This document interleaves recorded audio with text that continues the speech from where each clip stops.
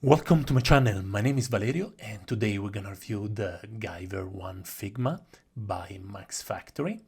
And for the one that are wondering, is this the old release? No, this is the new release, and this is to celebrate the 600 Figma that has been published by Max Factory. So they decided to pick up an older one, a successful one, the one of the Guyver 1, and update all the technology about it to make it look and move at its best.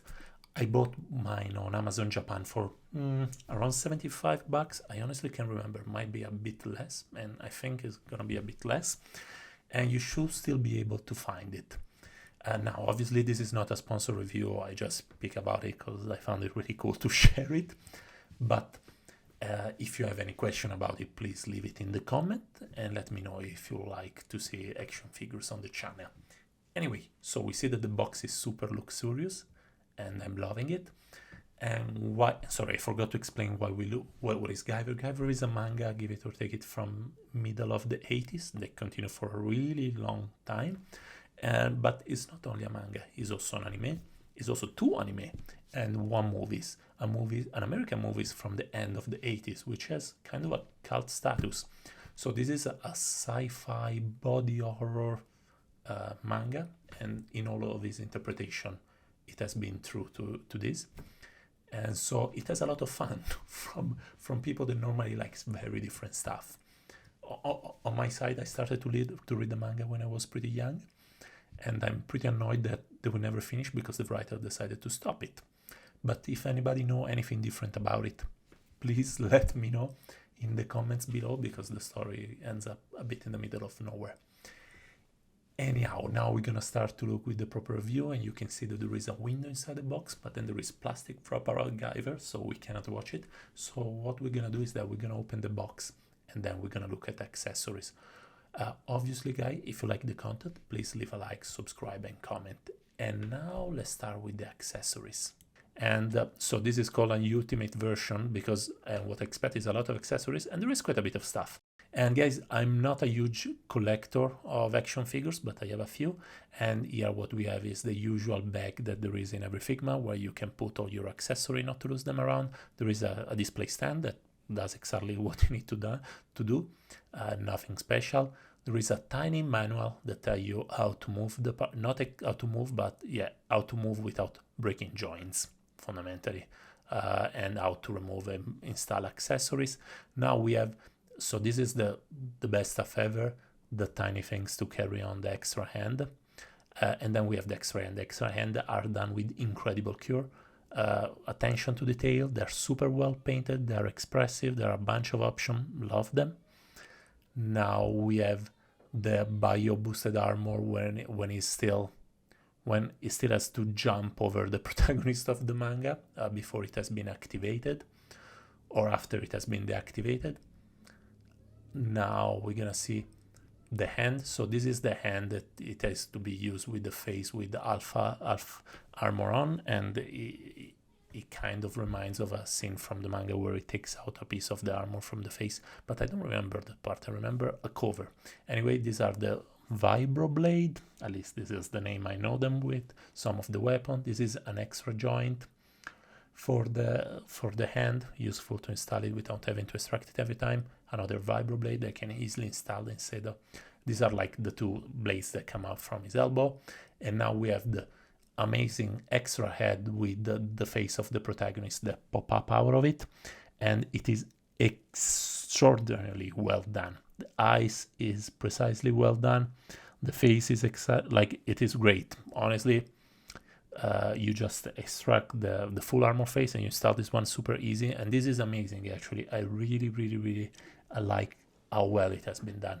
Paint precisely, expressive, it doesn't look like something else. Now we're finally gonna see our action figure, and sorry if it took a while for accessory, but it's a bit more than usual. Now we're gonna finally see the action figure here at 6 inches and 6 inches at 2 and 16 centimeters. We see our Figma, our action figure, and it is pretty fantastic. Like out of the box, it looks like a way more expensive product than actually it is. It is super light, and the first impression might not be great because some of the joint of the legs are a tiny bit light, but the sculpt is exactly what it needs to be. The tone of blue might be a bit lighter, but as far as I know, this has been done with the help of the creator of the manga. So I'm sure he knows the color he was imagining this thing into it. I just have in mind the one from the movie that is way darker. And this is the manga version, it's not the movie version out of it. And this is still Guyver 1, Guyver 3 is supposed to be black if I'm not wrong. Anyway, great, stable, great sculpt, really precise. Now we're gonna go into articulation and a bit of the color. Guys, the color on the face is incredible, like super precise, super sharp, different shades, great. So the heads can go up and down, and there is all the pieces of armor that drop down on the neck. Very, very impressive, but it doesn't have too much mobility. I'm afraid I might snap the neck out, but it cannot do a 360 with the head, or maybe it can do it, but let's not push it. Now we have to raise the shoulder part, to raise the arm to shoulder level, totally fine.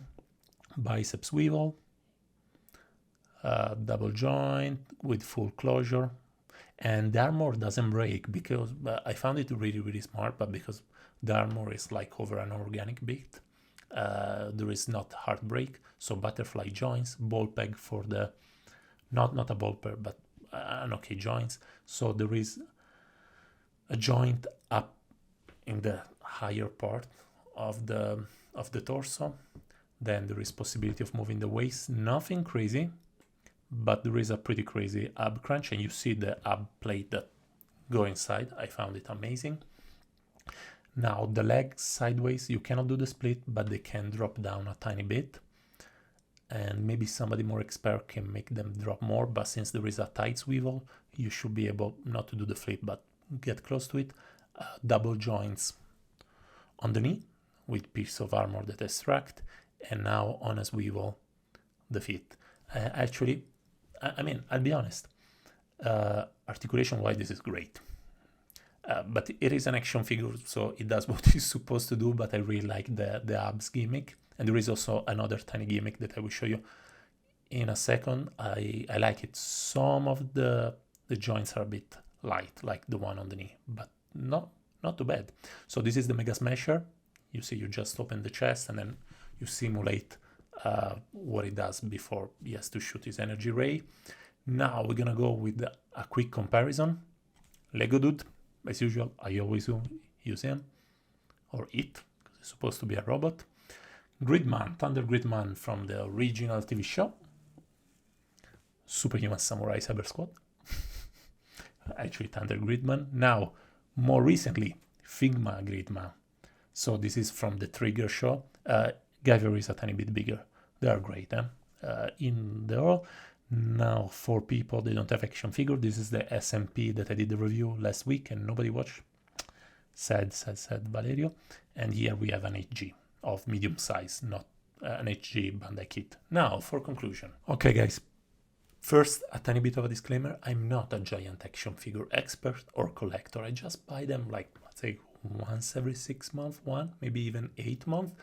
And so I cannot tell you how better than a Figure Arts is this one or from other more obscure brand. I just know that compared with the one that normally I pick up, I love it. Now we're gonna look at a bit at pro and cons, but still take it with a pinch of salt because, as I said 2 seconds ago, not the biggest expert on action figures. Now, on negative side, the only problem that I can see with it is that the helmet is cut in the middle of it, on the side, so you don't notice immediately, to allow the gimmick of swapping the faces. Maybe this is not the best of the solution. They might have just go with a full swappable head, but it's okay. And that's all, people. Oh no, sorry. The knee is a tiny bit, one of the knee is a bit of a weak joint, but might be a bit of bad luck, and I can still pose it in every possible position I can think of. Said so, these are all the negative. Positive, super posable, lot of accessories, price is okay, paint job is great, the tail is fantastic, the face of show of the Guyver one, it is incredible detailed. So, can I recommend it or not? Absolutely. If you like action figures and you never heard about it, this is still pretty good one, a great one in my opinion. But say limited experience in action figures. If you're a fan of the TV show, or sorry, of the anime, the manga, or of the movie, this is fantastic. This is the best of Guyver 1 as of now, other than the statue from Prime Studio. However, even if it's called the ultimate version, it is not, because in a few months they're gonna release the 1/6 scale, which has a ultimate price tag and looks amazing. But still, this is great. Like, if this is within your budget, and if your budget doesn't go to $600 for the 1/6 scale, this is as good as it gets. It's way better than the original one that had some problem with obsolescence of plastic, but this is great. I can recommend it. And that's all, folk. Have a nice day.